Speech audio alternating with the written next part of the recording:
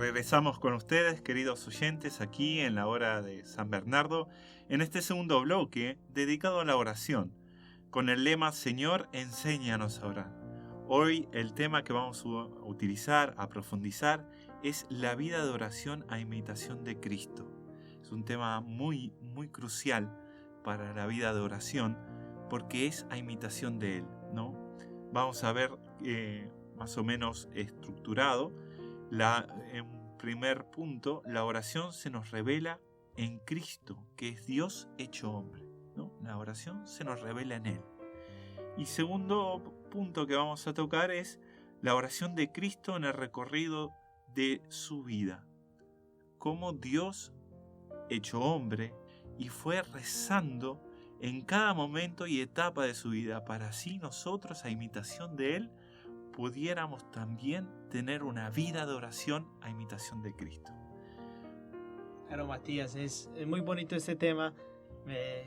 Nos emociona mucho, ¿no? Porque cuando lo estábamos preparando mirábamos que era un tema muy hermoso, porque era un tema donde podíamos ver la vivencia de la oración, en realidad. Hemos hablado ya sobre muchos personajes bíblicos, pero ahora vamos a centrarnos en Jesús. Y entonces quisiera que iniciáramos ya, Matías, de lleno con el primer punto, ¿no? En la plenitud de los tiempos se nos ha revelado la plenitud de la oración, que se da en Cristo, ¿no?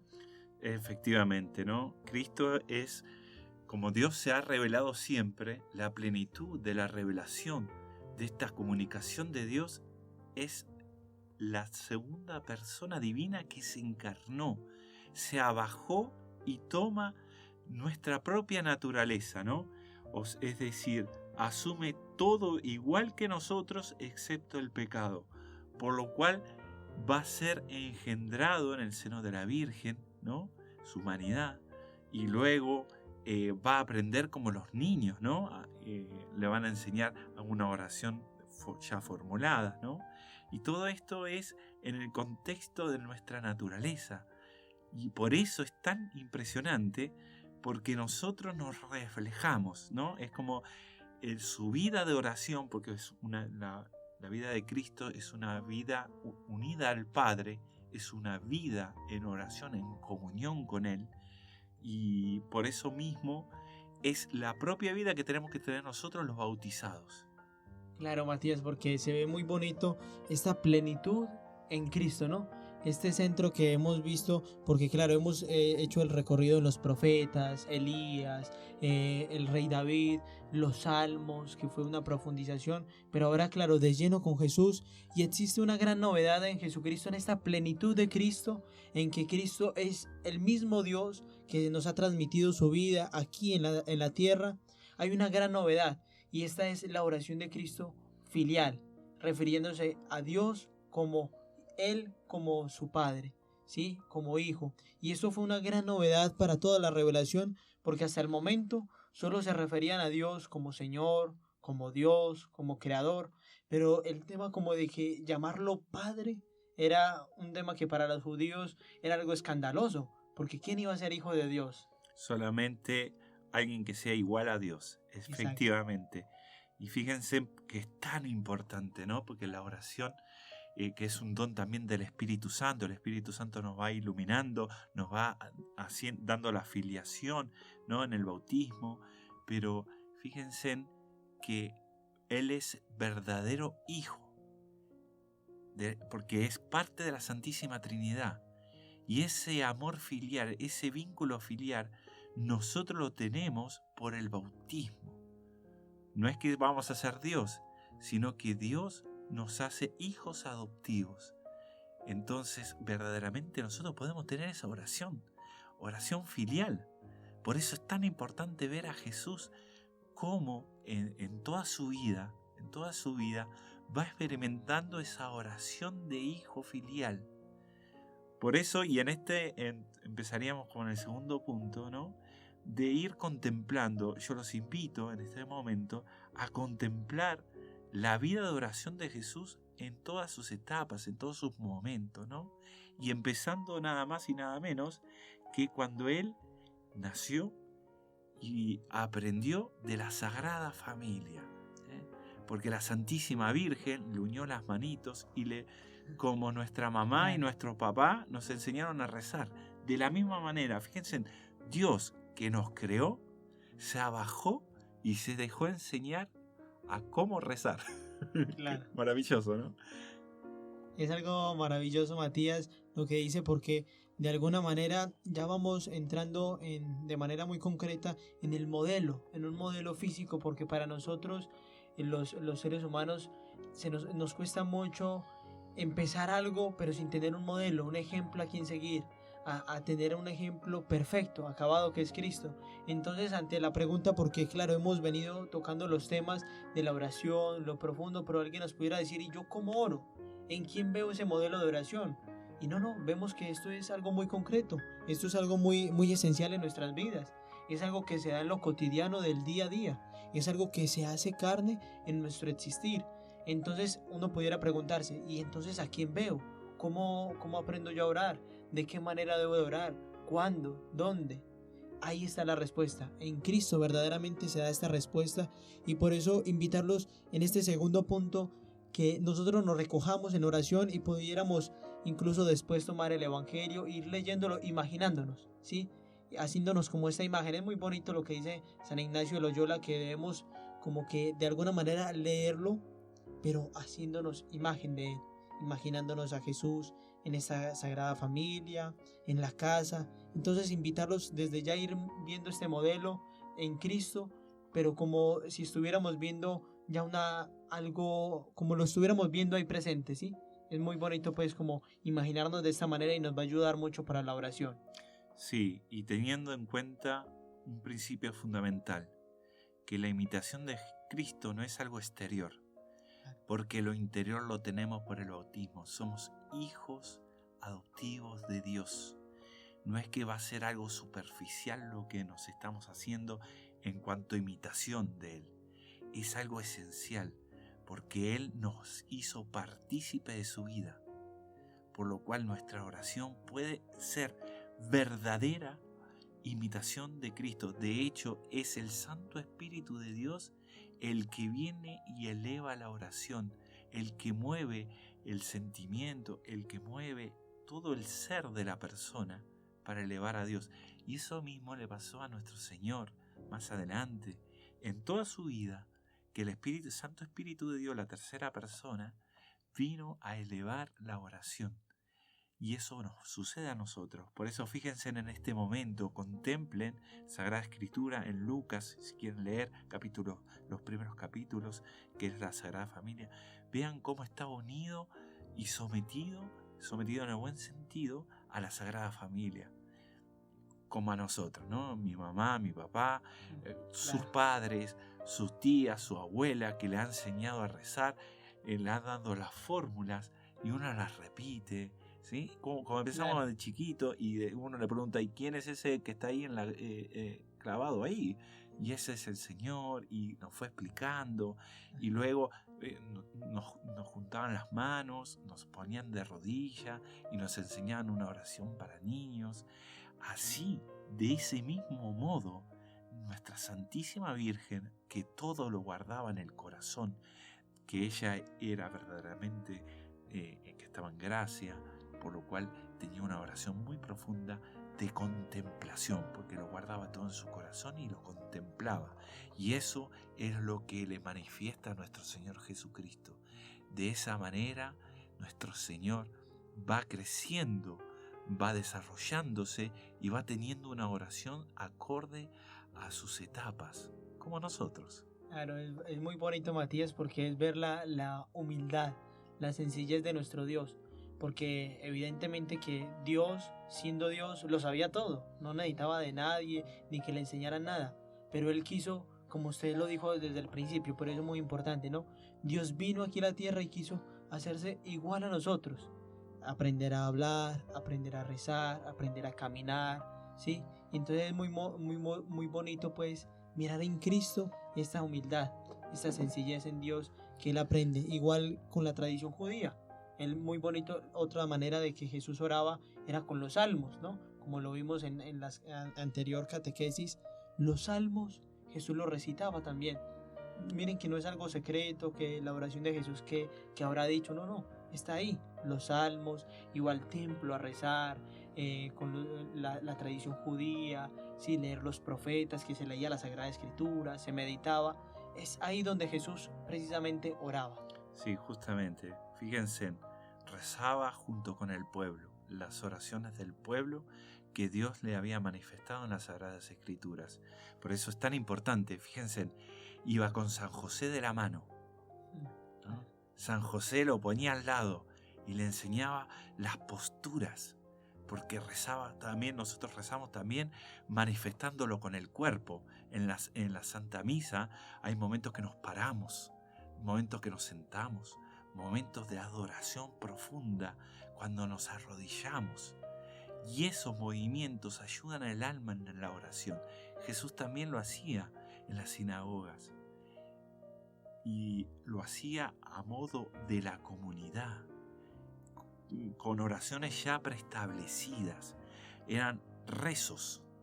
Claro. Después vendrá el Santo Rosario, que es una maravilla, ¿no? Pero es figura de esto, ¿no? Claro, no es algo pues extraño ver precisamente a Jesús. Es muy bonito porque a la final se va viendo uno en Cristo y cómo imitarlo. Precisamente nos pudiéramos preguntar, ¿y cuándo Jesús oraba? Es en este mismo recorrido de Jesús, nos recordamos este pasaje bíblico de Lucas, en este pasaje bíblico donde Jesús fue hallado en el templo y Jesús les dijo, yo estaba ocupado en las cosas de mi Padre, es decir, oraba, estaba en el templo como un niño estudiando la Sagrada Biblia. Jesús oraba, incluso también en su vida pública, ¿no? Ya un poco más adelante, adelantándonos en el Santo Evangelio, Jesús oraba en todo momento y para tomar las decisiones más importantes. Antes de su vida pública en el bautismo, dice la Sagrada Escritura, Jesús oró. Antes de escoger a sus 12 apóstoles, Jesús oró. Antes de ir a la transfiguración en el monte Tabor, Jesús oraba. Antes de su pasión y durante la pasión de Cristo, Jesús oraba. Es decir, todos los momentos de decisión importante de Jesús, Jesús oraba. Sí, y oraba porque la decisión la tomaban juntos. Y esa es la vida nuestra. Tiene que ser una vida de oración, porque ya te digo yo que la vida son decisiones, ¿eh? Claro. Hay una atrás de la otra. Y justamente esas decisiones es tomarlas junto con Dios, ¿verdad? Y tomarlas juntos con Dios es hacerla en oración. Por lo cual nuestra vida, nuestras decisiones, las hacemos oraciones, como el Señor. A veces nos angustiamos porque tomamos decisiones solo, digamos. Claro. Pero no lo rezamos, ¿sí? Y eso es tan importante. Y fíjense en otro tema, que Jesús rezaba cuando había decisiones o momentos cruciales de los demás, ¿no? Por ejemplo, dijo, he orado por ti, Pedro, para que tu fe no desfallezca, ¿no? El Señor oraba para las decisiones de los demás. Eso justamente la oración de la familia es tan importante, ¿no? La oración de las abuelas. Tener abuelos es tan importante porque ellos nos van guiando también en la oración. Son aquellos que están rezando siempre por los demás. Entonces es tan necesario que el padre, la madre, rece por los hijos, que el tío rece por sus sobrinos, por sus hermanos, que los hijos recen por su padre, por sus abuelos, que la nación rece por su patria, que nosotros recemos por nuestros enfermos, porque es una comunión. Y eso es lo que hacía nuestro Señor. Y fíjense que fue verdaderamente Pedro, si bien lo negó, no terminó como Judas, porque podría haber terminado como Judas, ¿entienden? Por lo cual uno tiene que interceder, oración de intercesión. Claro, es muy, muy maravilloso esto, Matías, porque esta oración de Jesús en los momentos importantes, lo que pasa en nuestra vida también, para tomar una decisión de un negocio, para guiar a los hijos, para darle un consejo a alguien, debemos de orar, preguntarnos cuántas veces hemos tomado decisiones sin preguntarle a Dios. Es ahí entonces donde Jesús nos enseña a orar constantemente. Y en esta oración de Jesús se ve también algo muy hermoso, que Él oraba con palabras, con sentimientos, Él oraba con todo su ser, ¿sí? Manifestaba todo lo que hay en Él mientras que, supongamos, trabajaba, mientras que oraba, mientras que expresaba a los demás una sonrisa. Jesús está orando. Es un momento muy importante para preguntarnos también nosotros, mientras que vamos para el trabajo, ¿qué voy haciendo? ¿Sí? Pudiéramos ir también rezando un Padre Nuestro, a levantarnos. Todo esto nos ayuda porque es con imágenes también que el ser humano va aprendiendo. Preguntarnos si tenemos en nuestra casa un altar, algo tan esencial, ¿no? Un altar, tener ahí una velita, en un momento de alegría, ir a rezar allá, en nuestro trabajo, tener una imagencita de la Virgen, ¿sí? En nuestro escritorio, todo eso como a Jesús. Jesús oraba, tenía presente constantemente a Dios. Sí, en la cruz, cuando Jesús llevaba la cruz, ¿sí? Que era para nuestra salvación, Jesús se donaba. Y nosotros, nuestra oración, nuestro dolor, fíjense, estando enfermo, en cama. A mí me pasó, estuve 4 meses en cama por un accidente. Y yo ofrecía ese dolor. Uno ofrece lo que tiene, ¿entiende? Y eso es oración. Hay ciertos momentos de la vida que uno, porque como es un ser humano, los sentimientos te acompañan y otras veces no. Entonces ofrece lo que tiene. Y esa oración es profundísima, porque lo conmueve a Dios. Es como que lo derrite, digamos. Claro. Pero, y justamente, inclusive en el trabajo, ofrecer el trabajo, ¿no?